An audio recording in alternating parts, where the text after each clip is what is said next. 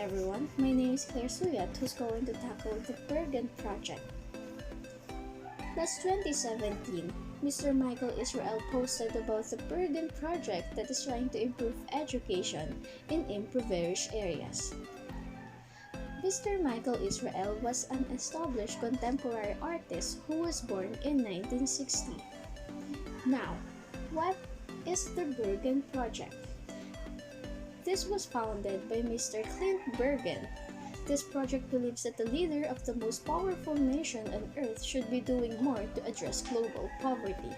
Have innovative national campaign that is working to make a poverty focus on US foreign policy. For us to have a deeper knowledge about this project, let's talk about its history.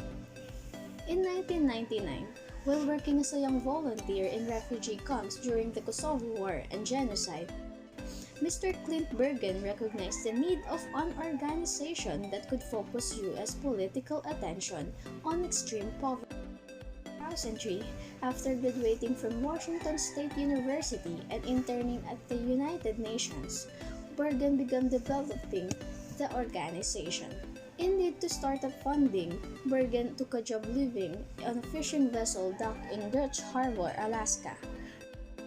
From the humble beginning in one of the most remote regions of the world, the Borgen Project was born. One man with a laptop and a budget that came from his Alaskan paycheck had involved international campaigns with volunteers operating 839 U.S. cities. This project aims to mobilize people in the community to contact their congressional leaders to support their poverty reduction legislation. Manage and implement fundraising campaigns, build a network of people engaged in the cause. Did you know that the Philippines is one of the luckiest countries who receives help from this project? Now, let's talk about the Borgen Project in the Philippine education. Fighting poverty with education. In the Philippines, education has grown continuously over the years. However, the country continues to need improvement and educational reform throughout the provinces. Let's admit it, there is no such thing as equal education. Generally, those who are underprivileged are the main victims, and those who bags advantage are more likely to survive without losing too much. Only half of the children 3 to 4 years old are enrolled in daycare, and only 78% actually completed basic education. Only 13 out of 100 who entered grade 1 completed their education, and less than 1% of grade 6 children are academically ready for high school. The number of children out of school in the Philippines has reached 2.8 million. Furthermore, 40,000 teachers are solely needed in the country. These numbers show that there is still room for improvement. Educational access is the vital role for every child, and improving that for Filipino youth is a mission that many non-profit organizations had taken up.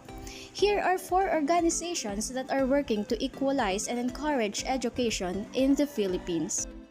Officials in the Philippines confirmed in early June 2020 that schools would not reopen until a vaccine against COVID-19 became available. This decision leaves approximately 27 million children to continue their education via internet.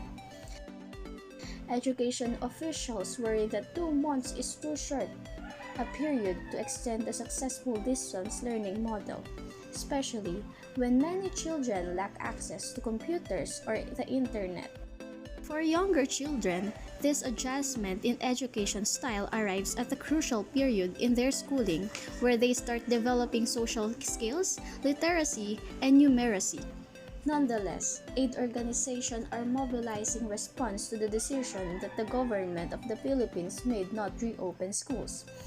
These organizations hope to bridge the potential gap in the quality and access to quality education in the Philippines during pandemic. Considering that Philippines is under the third world country, the government don't have much power to take immediate response to the pandemic in the field of education. Borgen Project takes the opportunity to look for different organizations that will aid this problem. The first organization, USAID. The U.S. Agency for International Development gave $2.5 million to the government of the Philippines to help support its basic education learning continuity plan. Partnership with the Philippines Department of Education, USAID equipped educators with effective distance learning materials and teaching techniques.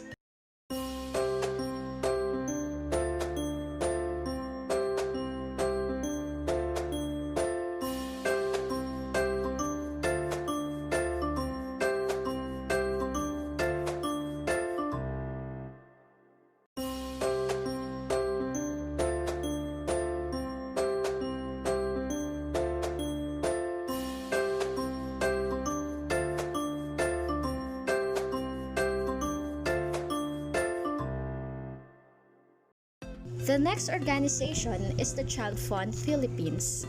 Child Fund Philippines is the regional sector of Child Fund International. Introduced a COVID-19 for young adults between ages of 15 and 24. COVID-19 is a video blog platform for young adults to express themselves and communicate with peers while maintaining distance learning. The last organization is Save the Children Philippines. Government Sanction Aid programs are not only organizations targeting issues associated with education.